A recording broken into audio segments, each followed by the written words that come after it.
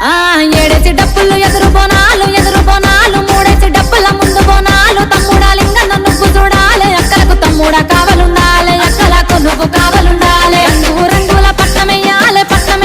పట్టంలో తల్లిని కూసబెట్టాలి శివసత్తులంతా చిందులెయ్యాలి పోతరాజు పొలికేక పెట్టాలి మేలు మేలందనం మేలందనాలు మేలుకో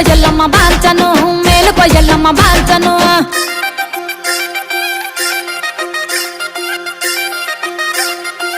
పుట్టకు మేము పూజ